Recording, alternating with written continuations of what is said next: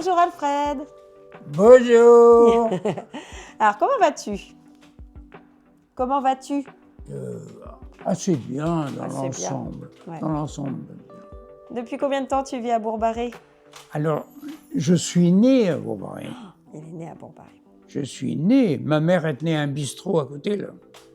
Le bistrot qui est à côté, là? Qui est en face la Sainte Vierge, sur la route qui va où déjà? Vers le presbytère. Voilà, la route du presbytère. D'accord. Et le café qui était juste en face, ben, c'était ma mère. Où elle a fait, elle est venue là, elle avait 18 ans, je crois. Elle a arrêté à 72 ou 13. Après, quelle année tu as vécu dans cette maison? Là, tu es venu en Alors, là-bas, j'ai vécu qu'un certain temps, bien sûr. Je suis né là-bas, mais je suis parti après dans un centre d'apprentissage à Rennes, Apprentissage de quoi? menuisier. Menuisier. Menuisier, profession que je n'ai jamais exercée parce que j'ai changé de voie après. Je suis allé donc dans la gendarmerie. Je suis rentré en 66 et j'ai quitté en 90. Et entre-temps, tu as été, je pense, appelé pour une guerre? Bah oui, l'Algérie, bien sûr. J'ai fait 2 ans là-bas. Et en 90 après, qu'est-ce que tu as fait, du coup? Après ça, bien, je suis arrivé à la retraite, bien entendu. J'ai fait plusieurs trucs, en fait. J'ai travaillé pour un huissier D'accord. à Rennes. Alors, ça, c'est pas le truc que j'aimais non plus, parce que c'était porter des plis d'huissier. Ah oui. C'est pas agréable. J'aimais pas. J'ai dû faire 2 ans dedans, à peu près. Après, ben, je suis revenu à Bourg-Barré. Et là, Qu'est-ce que tu as j'ai donc été dans le conseil municipal. En tant que conseiller ou adjoint? J'ai été un petit élu, comme beaucoup. Et après, je suis premier adjoint et deuxième adjoint. Deuxième adjoint et premier adjoint après. Et j'étais donc avec Didier, que j'ai aimé. Donc voilà du coup, 3 mandats, quoi. Hein? Tu as fait 3 mandats au total, en fait. Ouais. 3 mandats. 13 ans. 13 ans. Alors, tu étais adjoint de quoi, du coup?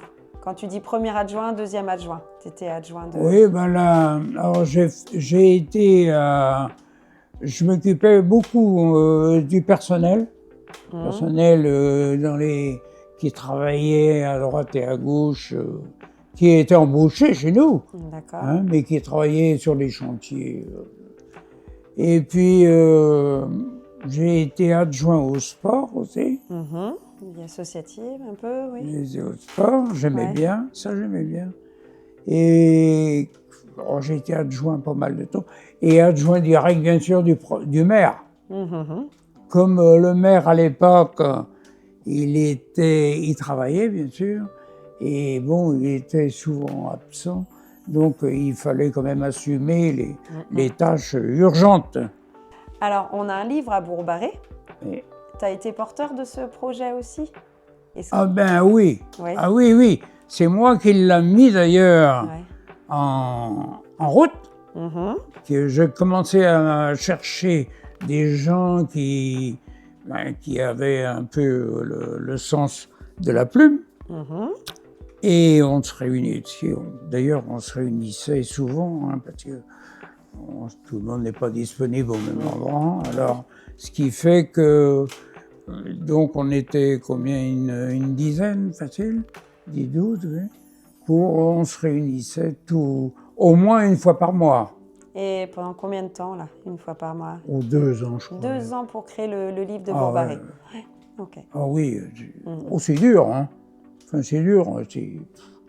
Pour nous, c'était compliqué. Alors, qu'est-ce que tu peux nous raconter sur Bourg-Barré, du coup? L'évolution de Bourg-Barré, parce que toi, tu l'as vu, Là, là. par contre, l'évolution, pour moi, hein, Je préférerais Bourg-Barré de jadis, quand j'étais jeune, que maintenant. Pourquoi? Ben, il y avait beaucoup moins de... Il y avait encore du terrain avec des bêtes, que maintenant, il n'y a plus rien du tout, il n'y a plus que des maisons. Des maisons partout. Il y en a beaucoup. Du terrain... Beaucoup plus que ce que tu as connu, forcément, ouais. Rien à voir avec ce que j'ai connu. Rien. Mais bon, c'est comme ça, c'est l'évolution aussi. Et si on fait venir des gens, ben, il faut qu'ils construisent. Donc, bon. Et à part les lotissements, qu'est-ce que tu as vu d'autre évoluer, en fait? Ouais, il y a eu quand même une grosse... Même au point de vue, associatif, il y a eu beaucoup de nouvelles associations, et qui ont évolué d'ailleurs, mais c'est super, c'est super. Au tout début, tu as connu quoi? Il y avait combien d'associations à peu près? Oh, il n'y avait pas lourd. Il n'y avait pas beaucoup. Quand on était jeune, il y en avait une dizaine. Ah oui. Ah oui. Une douzaine peut-être à tout casser. À tout casser. Tu as une autre fonction aussi que tu nous as pas dit. Actuellement. Tu n'es pas président d'une association, justement? Si. Si. Là, j'y suis depuis 33 ou 34 ans, je ne m'en rappelle même plus d'ailleurs. Une association que j'avais à cœur. Pourquoi? Parce que j'ai mon père qui est mort à la guerre 39-45. Et donc, je ne voulais pas que cette association tombe dans le néant. J'y tenais absolument. Et bon, là, ça commence à se tirer.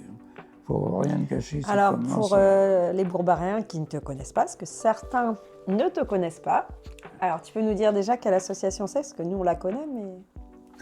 C'est quelle association? Parce que là, je n'ai pas cité. ACPG, CATM.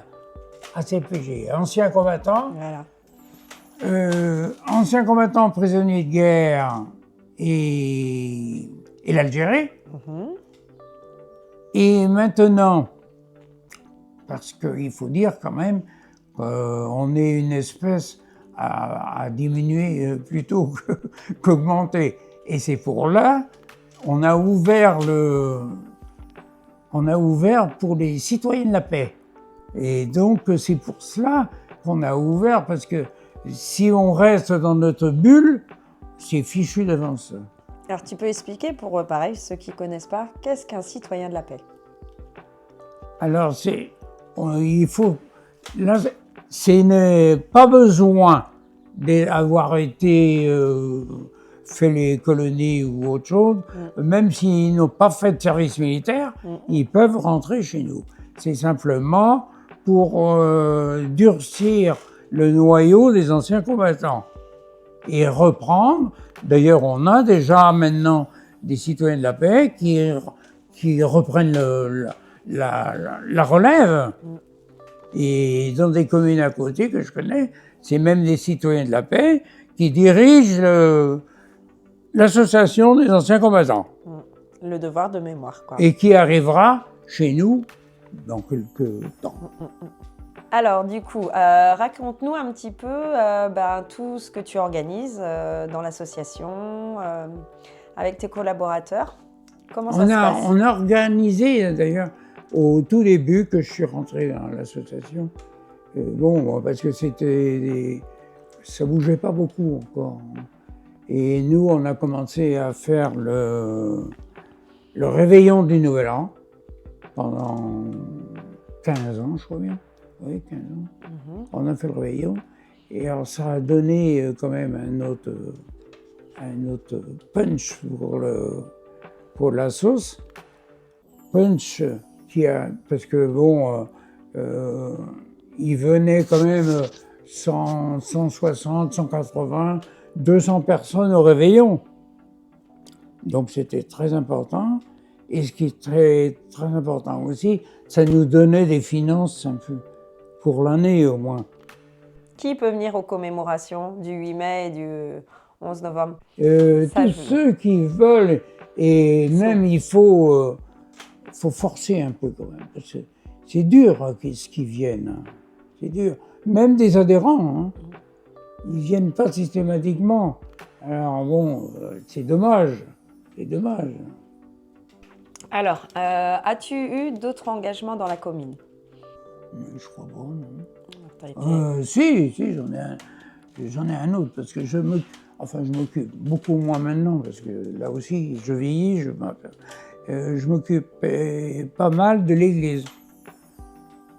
Alors, en tant que quoi? Alors, disons, surtout mise en place à chaque fois qu'il y avait une cérémonie quelconque, mise en place du matériel, et Dieu sait comme il en faut. J'utilisais pas mal aussi les sonneries quand il y avait besoin. On savait me trouver. Bon, maintenant, ça y est, c'est mieux. Dis donc, dans la commune, tu as quand même été très très actif et tu l'es toujours. Et on est très content de t'avoir. J'ai été actif. Oh, tu es encore. J'ai été. Je m'aperçois que, j'arrive à 90, hein, je fatigue, déjà d'une part. Bon, je fais ce que je peux quand même, mais bon, à une échelle beaucoup plus basse que je faisais. En tout cas, on te remercie énormément pour tout l'investissement que tu as fait et que tu fais toujours. C'est gentil. Voilà. C'est gentil.